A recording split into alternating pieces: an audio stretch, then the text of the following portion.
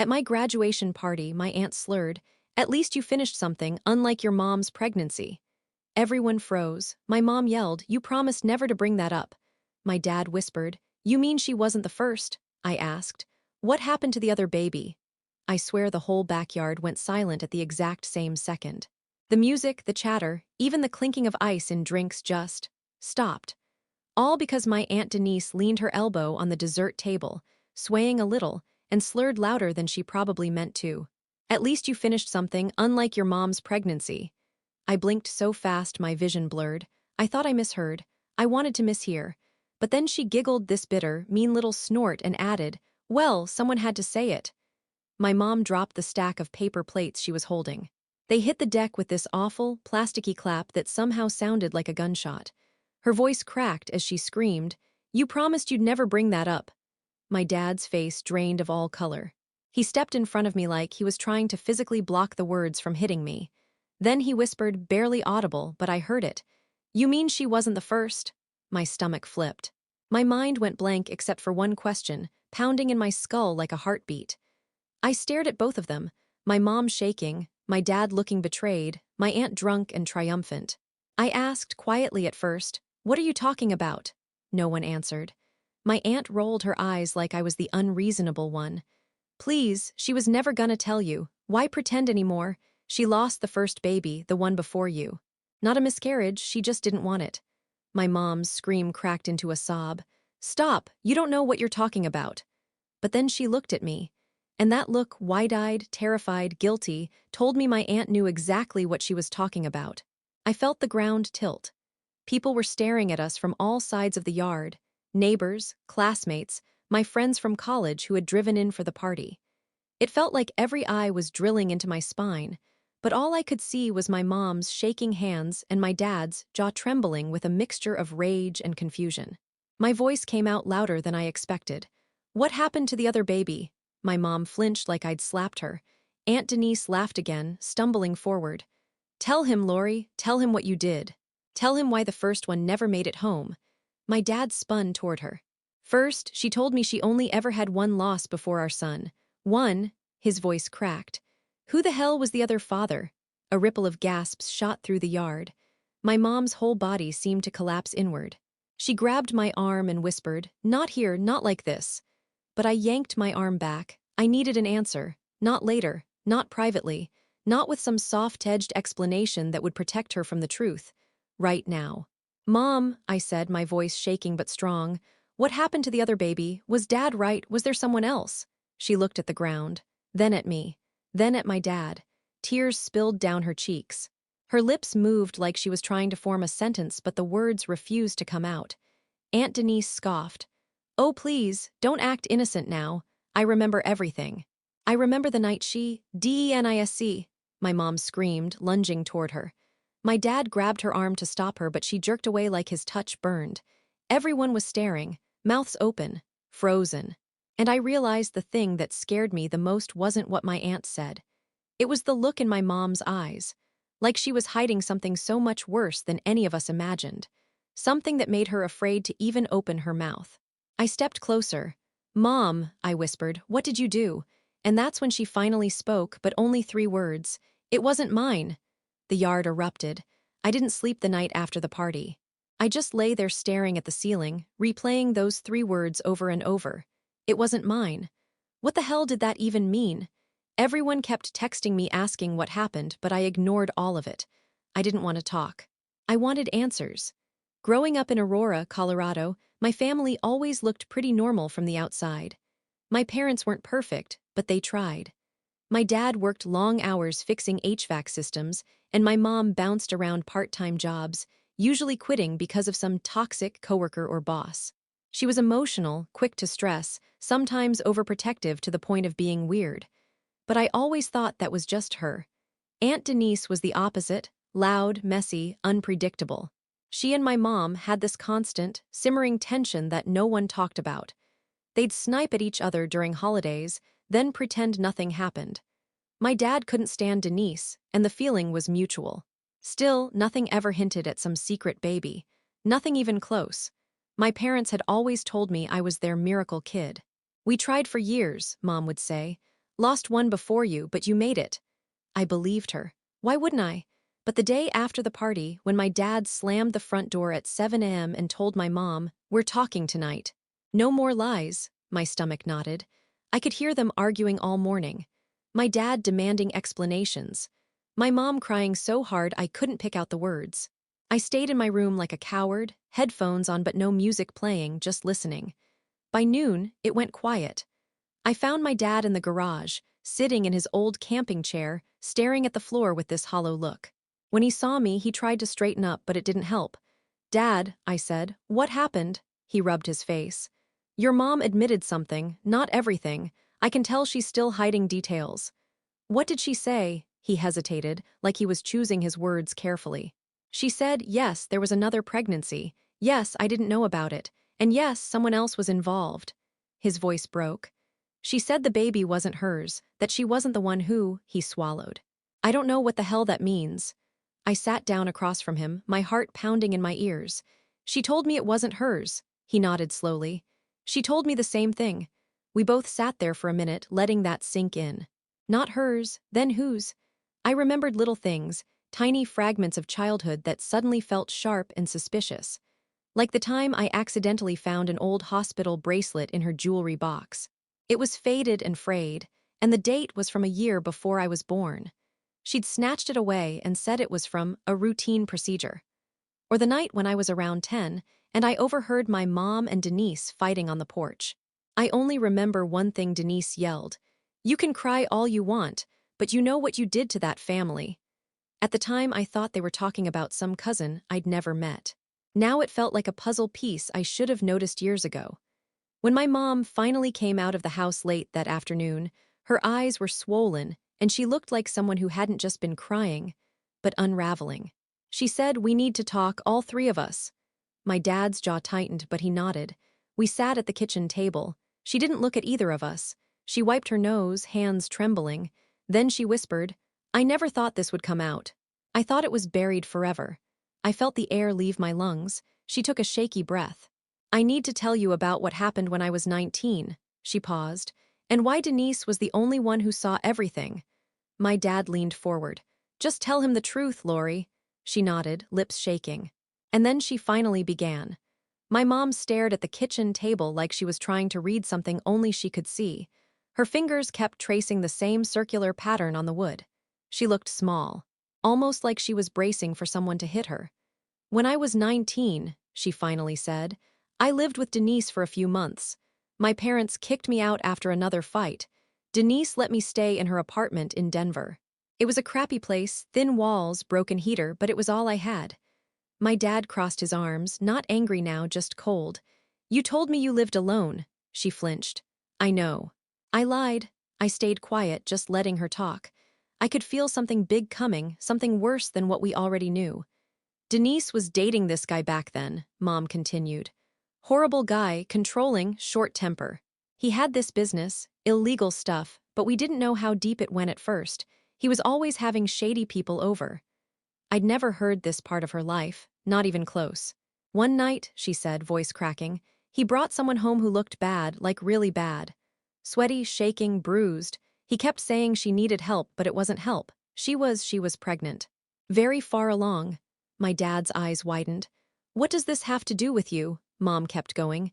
She was terrified. She kept begging them not to let him near her. She said he wasn't the father. She said she just needed to get away. She stopped. Her hand covered her mouth. She looked like she was about to be sick. "That night," she whispered, "she went into labor." A cold chill ran down my spine. I didn't want to hear the rest, but I had to. She was screaming, begging. Denise called 911 but hung up before it rang because her boyfriend threatened her. He said if anyone found out, we were all screwed.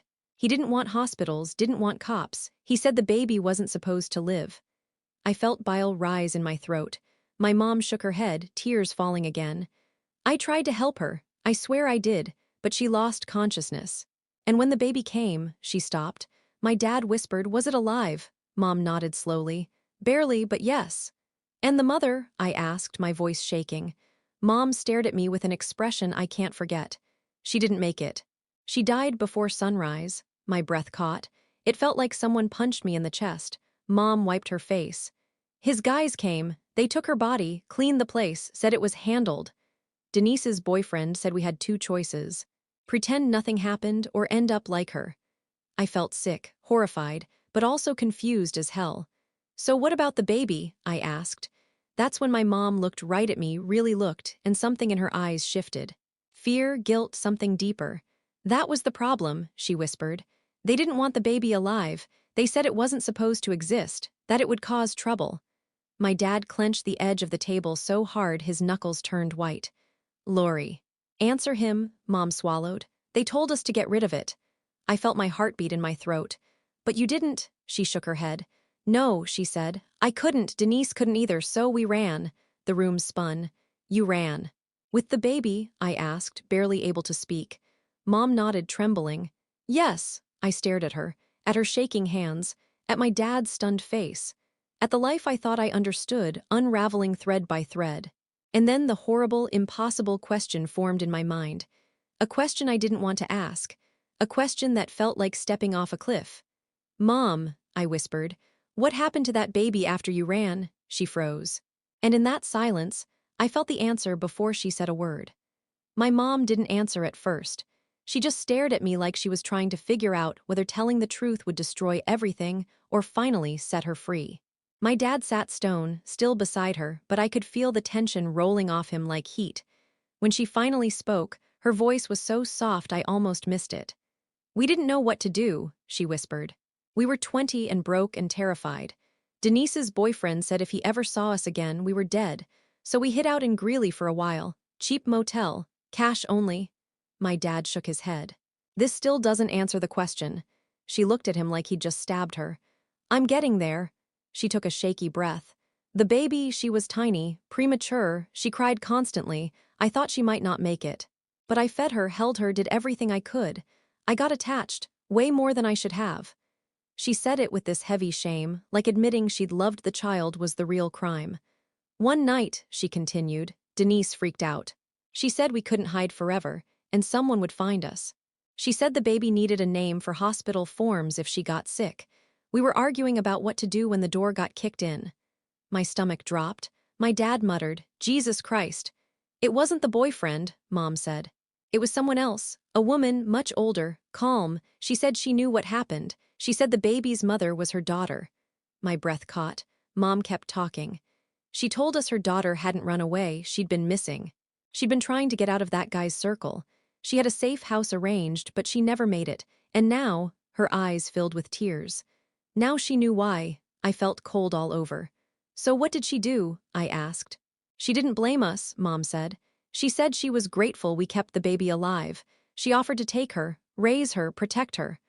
My dad exhaled slowly, like he'd been holding his breath for minutes. You gave her away, he said. Not a question, Mom nodded. We thought it was the safest thing, the only thing. But the cops, I asked. Why didn't anyone report anything? She said the man who got her daughter killed had people everywhere. Crooked cops, gang connections, everything. If we talked, we'd die. If she talked, she'd die. The only chance was to disappear. I felt sick, confused, angry, heartbroken. Okay, I said, but why did Aunt Denise say last night that you didn't want the baby? Why make it sound like you? My mom slammed her palm on the table, shaking. Because Denise blames me, she said, voice cracking. She blames me for what happened next. My dad stiffened. What happened next? Mom looked at the floor again, and this time her whole body shook. 2 days after we gave the baby to the grandmother, Denise got a call from one of her boyfriend's guys. They knew someone had seen us. They said if we didn't come back, they'd hunt us down. My heart thudded. We panicked. We didn't know what to do. We weren't thinking clearly. We went back to Denver. Her voice shrank. And when we got there, the boyfriend was waiting. My dad's brows knitted. What did he do? My mom looked up at me with absolute dread. He wanted to know where the baby was. And you didn't tell him? I asked. She shook her head. I tried not to, I really did, but he grabbed Denise. He told her he'd kill her right in front of me unless I talked. The room felt like it tilted sideways.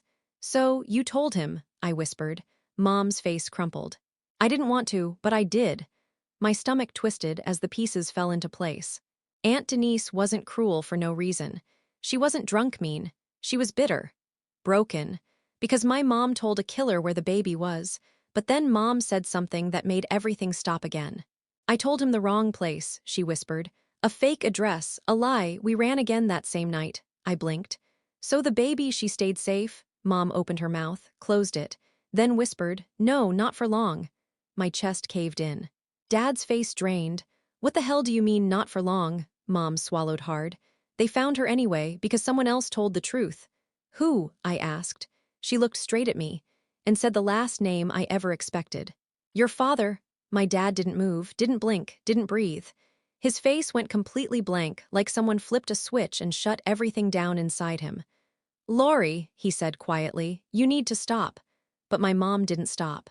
She looked like someone who'd been carrying a weight for decades and no longer cared if it crushed her on the way down. You told them, she repeated, voice hollow. You told them where she was. My heartbeat thudded in my ears. Dad, what is she talking about? He closed his eyes. That is not what happened. That is her version, and it's twisted.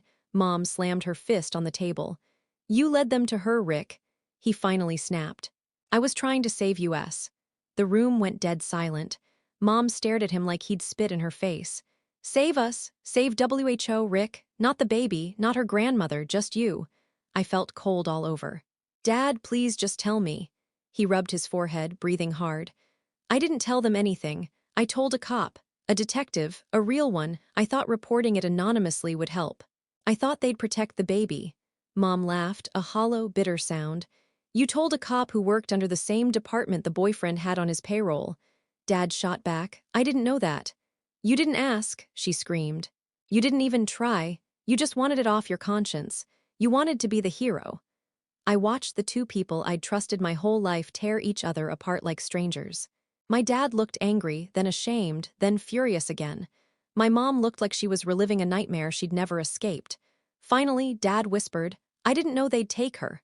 Mom's voice shrank. They didn't just take her. The air in the room thickened. They killed her grandmother, she said, dumped the body in the Platte River, and the baby, they took her.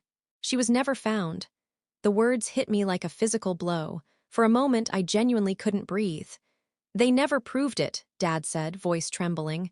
There was no body for the baby. No proof anything happened. Mom's tears fell, one after another. Because they hid it. You fed a child and an innocent woman into their hands. Dad's fist slammed the table. I didn't know, Laurie. I thought I was doing the right thing. My head spun. Everything I thought I knew about my parents, my childhood, my family, felt like a lie. A huge, ugly lie built on someone else's tragedy. A baby who didn't stand a chance.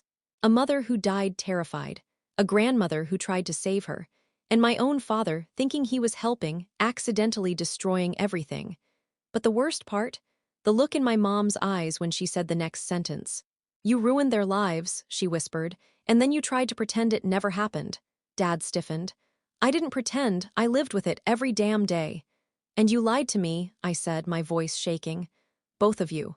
You let me go my whole life not knowing any of this. Dad reached for me, but I leaned back. I didn't want his hands anywhere near me. My mom wiped her face. There's more. You don't know the part Denise played. Or why she hates me, or why she finally snapped last night. My whole body tensed. Then tell me. Mom shook her head. Not yet, because first, you need to understand the people we were running from never forgot. Even when we thought we escaped. Dad looked at her sharply. Lori, don't. She ignored him. You asked what happened to the baby, she said softly, but you never asked the other question. I froze. What question? The one Denise always throws in my face, the one I've been scared you'd ask your whole life. She swallowed hard. The reason they came after me specifically, not Denise, not the grandmother. Me, I leaned forward, heart racing. Why? I whispered. Mom's voice trembled. Because the man who wanted the baby dead didn't just know me. She looked at Dad, then at me, then whispered. He was my ex-boyfriend. For a second, I honestly thought I misheard her. I waited for her to correct herself, to say she meant something else, someone else, some distant connection. But she didn't. She just sat there, shaking, staring at her own hands like they were covered in blood. My dad let out this low, wounded sound. You told me he was just some guy Denise dated. You told me you barely knew him. Mom didn't look up. I lied. I felt my stomach twist into a knot. Mom, what do you mean he was your ex? She swallowed. His real name isn't the one Denise used around you. He changed it a lot. Went by different ones depending on what he was involved in. When I first met him, he was just charming. Older, confident, had money, made me feel seen. I was stupid. I was lonely. And I fell for it. Dad shook his head like he was trying to physically shake the words away.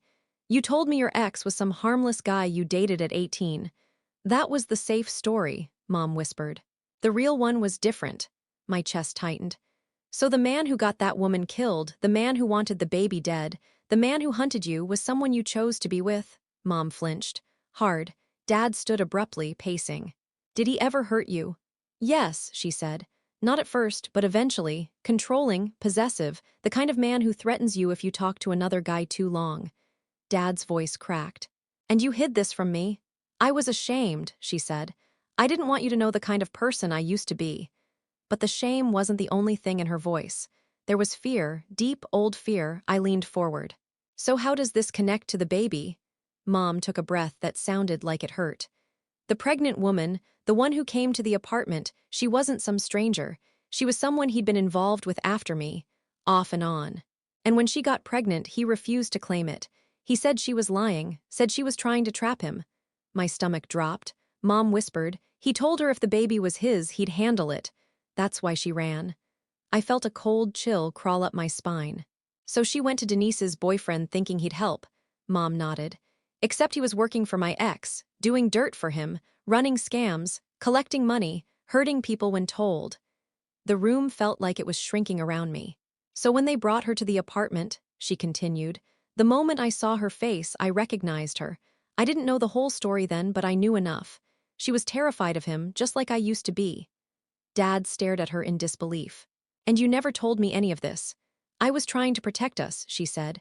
The less you knew, the safer you were. But something wasn't adding up. Mom, I said slowly, why did he care about you after all those years? Why hunt you? Why not just chase the grandmother? She closed her eyes. And when she opened them again, something inside her was gone, hollowed out. Because, she whispered, when I ran from him at 18, I stole something from him. Dad froze. What? Mom hesitated. Then, in a voice that barely registered as sound. The documents the cops found on him later, the financial records, the reason he went to prison the first time. She looked right at me. They were mine. I took them. I was the reason he got locked up. My breath left my lungs. And he always knew, she said. He always knew it was me. She took a trembling breath. And that baby wasn't the only one he wanted to make disappear. My skin crawled. Dad whispered, Lori, what did he want with you? Mom's voice shook with the last thing I expected to hear. He wanted his child back. My heart stopped. His what? Dad roared. Mom looked at me with eyes full of terror, guilt, and something darker.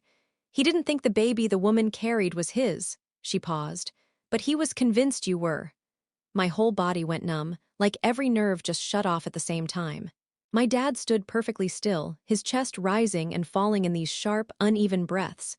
His face looked carved out of stone, except for his eyes. His eyes were pure, raw devastation. Lori, he said quietly, tell him he's wrong. Tell him you didn't, tell him our son isn't. But my mom didn't look at him. She looked at me, and that was somehow so much worse. Your father, she said slowly, is your real father. Nothing about you is connected to that man. Nothing, he never touched me again after I left him. Then why was she looking at me like this? Then why, I asked, would he think I was his? Her lips trembled. And then she dropped the truth, the real, cold, horrifying truth, right onto the table between us. Because he didn't want the baby he had with that woman, she whispered. He wanted the baby he thought I owed him. My stomach turned. Owed him? I asked. What does that even mean? Mom's face twisted with a kind of pain I'd never seen on her before, deep, old, and ugly. He said if I ever had a child, it should be his, that I belonged to him, that I wasn't allowed to have a life with anyone else, that if I did, he'd take it back. My dad's voice broke.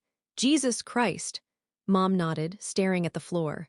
When I ran away from him at 18, he swore he'd find me again someday. Swore he'd take whatever I loved most. I thought it was just something abusers say. I thought it was rage talking. She shook her head slowly. He meant it. The air felt heavy, thick, poisonous. Mom continued, her voice barely more than breath. He was obsessed with control. Possession. If he couldn't have me, He wanted to destroy anything that made my life better. When his next girlfriend turned up pregnant and people started whispering that it wasn't his, he snapped. He saw her baby as an insult, a betrayal. My heart pounded. And when she ran, Mom said, he blamed me. He thought I helped her escape. He thought I was trying to ruin him again. She wiped her nose with a shaking hand. And when Denise's boyfriend called him the night that woman showed up at the apartment, he didn't just want her. He asked if I was there. A cold wave passed through my body. He wanted to make an example out of her, Mom said. Punish her to remind me what happened when someone tried to leave him. I swallowed hard. And the baby? Mom went still. Then she whispered the most chilling sentence I've ever heard. He said no child of any woman who betrayed him deserved to live. My breath stalled.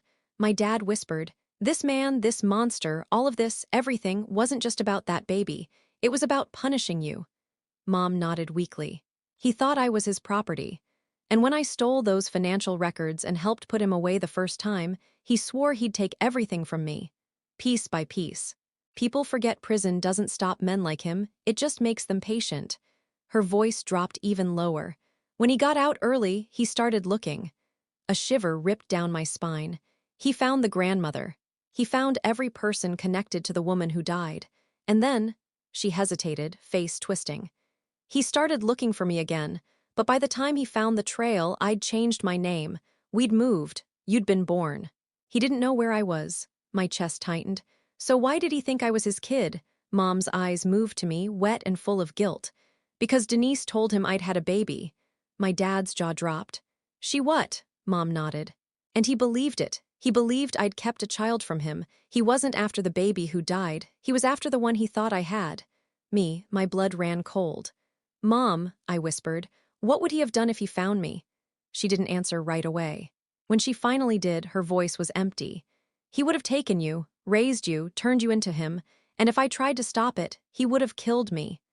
A silence fell over the room so thick it felt suffocating. Dad looked at me with a trembling kind of fear I'd never seen in him.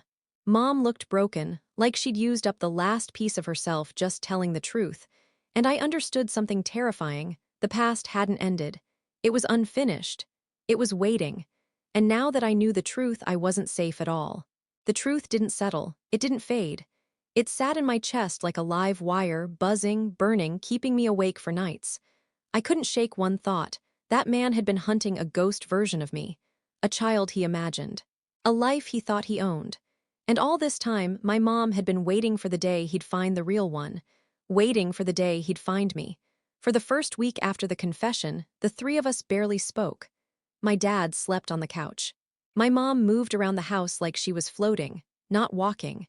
And I kept replaying everything until it stopped feeling real. But something shifted the night. I caught my mom sitting in the dark at the dining table, staring at her phone like it was a bomb. Is he out? I asked quietly. She didn't look up. He's been out 2 years early for good behavior. He's keeping a low profile this time. My stomach clenched. Does he know where we are? That's the thing, she said, tapping her phone. Someone's been searching my old records, old addresses, old workplaces. She looked at me finally, eyes hollow. It's starting again. That was the moment something in me snapped into place, not anger, not fear, resolve. I wasn't going to live waiting for this man to appear in a parking lot, or a grocery store, or outside my apartment. I wasn't going to let him circle us like a shark while we hid in our own house. So I made a plan. It started with the only person who hated this man more than we did, Aunt Denise. I convinced her to meet me at a diner off Colfax. She walked in looking exhausted, hungover, and way more fragile than she ever showed. I'm not apologizing, she said before she even sat. I don't need an apology, I said. I need the truth. And for once, she gave it to me straight. She told me everything she knew about my mom's ex, his real name, his old aliases, the guys he still talked to when he got out. She told me which of his friends had flipped on him years ago, which ones had beef with him now, and which ones wanted him gone as badly as we did. She even gave me the name of a private investigator she'd hired years ago during her own breakdown over what happened. Use him, she said, pushing a card across the table. The police won't touch this. But he will. For once, I saw Denise not as the loud, messy aunt, but as the woman who had watched her sister almost get destroyed and had never stopped keeping tabs on the monster who tried. The pie, an older guy named Daryl, didn't judge, didn't question, didn't hesitate. He dug into everything: the ex's parole records, his known hangouts, the people he owed money, the ones who hated him. And then he found the crack. My mom's ex was running a small scam operation out of a mechanic's shop in Commerce City.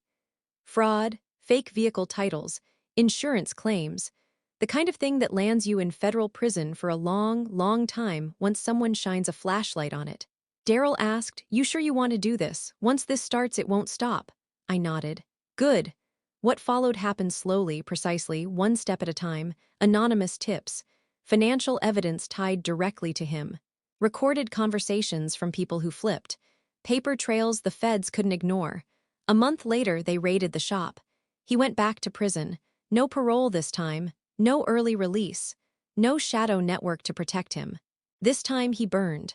When the news broke, my mom cried, not the broken, terrified crying I'd heard for weeks, but something lighter, something releasing. My dad put his arms around both of us. He didn't forgive her for everything immediately, but he showed up. He tried. And for the first time, the three of us talked like a family who had survived something real, not just hidden from it. I still think about the baby, the grandmother, the life torn apart before mine even started. But I also think about this: he spent years hunting a version of me he made up in his own sick head. And in the end, I'm the one who hunted him.